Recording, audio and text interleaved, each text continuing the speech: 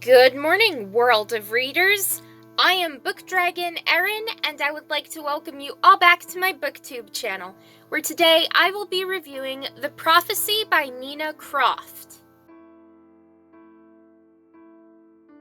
The Prophecy is a fictional paranormal romance, and it is book 1 in the Daughters of Morrigan series.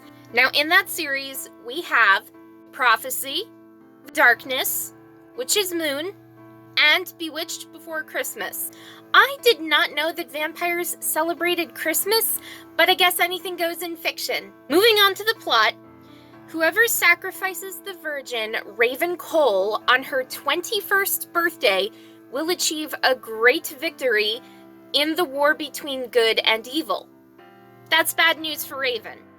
Half vampire and half witch, and cursed from the moment of her birth, Raven has been a prisoner of the fire demons for the last 7 years. As her 21st birthday approaches, time is running out fast. So what will she do? Cale Hunter believed that he would do anything to stop the fire demons from winning, even killed Raven. That is, until he saw her. Now, rather than kill the alluring vampire himself, Cale has another plan to prevent the prophecy by taking Raven's virginity. With her consent, of course, because otherwise I never would have picked up this book, because I am so against sexual assault, as I am sure we all are. Raven is prepared for death, not seduction. So when Cale tells her that she can prevent her own death by sleeping with him, she is actually debating in her mind, okay, should I die because I've been prepared for death for so long, or should I sleep with Cale because he is so attractive? So can Cale use their one night of passion to convince her that she has a future, and even more, that he should be a part of it? Moving on to my thoughts about this book, much as I love writing paranormal romances, reading paranormal romances that are primarily about vampires isn't actually all that common in my day-to-day life, but I wanted to give this book a go. Why not, right? The plot twists that I didn't see coming in this book, the first of a few, I didn't predict that Raven's father would actually be alive, because at the beginning of the book, it was told that she believed her father to be dead for all those 7 years that she was kidnapped by the fire demons. So when I discovered that her dad actually was alive, I was shocked, but another part of me was praising Nina Croft for her skill because I did not predict that plot twist. And another part of me was actually suspicious and thought it was a lie, but I was so entertained by this book and how much it surprised me.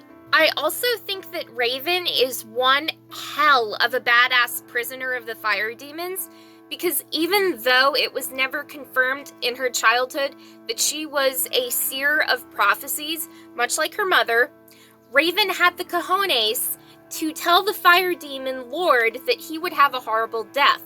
She was all mysterious and didn't say if it was a real prediction, but she did scare the fire demon all the same, so kudos to Raven. That was badass, that was one hell of a move, and Raven, I commend you.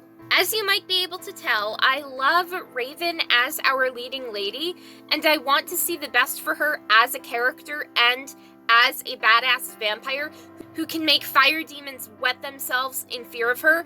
That is just awesome. Though I consider this novel one of the instant romance types, I still think a slower progression across a fairly longer book would have been great too.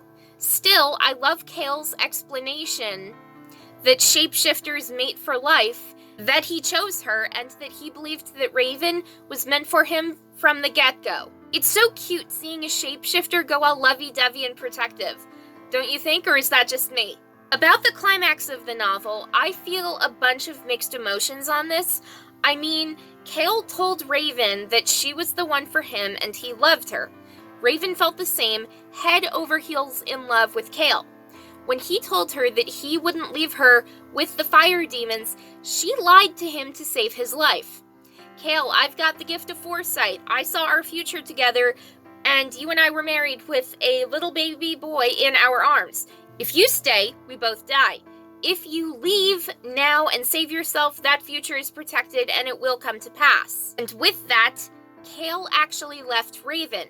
We hear Raven's inner thoughts, and she admitted to lying to Kale, but had high hopes for that future, or something like that in the future, would come to pass. I have a strong feeling that this lie that Raven told Kale will prove to be a nuisance in the later novels if I do decide to finish reading the rest of the series.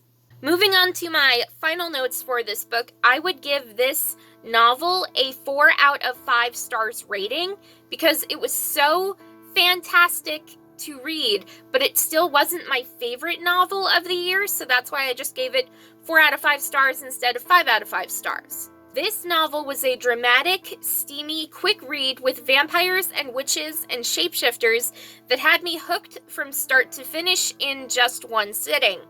Yes, I read this book in a single day, and I loved every moment of it.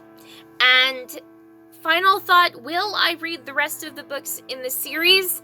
Yes. Oh yes, absolutely. I am in for Nina Croft's books.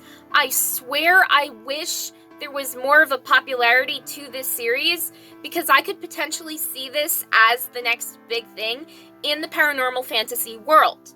All that said, I hope you enjoyed today's video. If you have, like this video now, subscribe to my booktube channel to get more videos like this, and check out my second channel to get more videos on my life besides my obsession with books. Turn on those notifications to be notified when I upload brand new videos every single Sunday.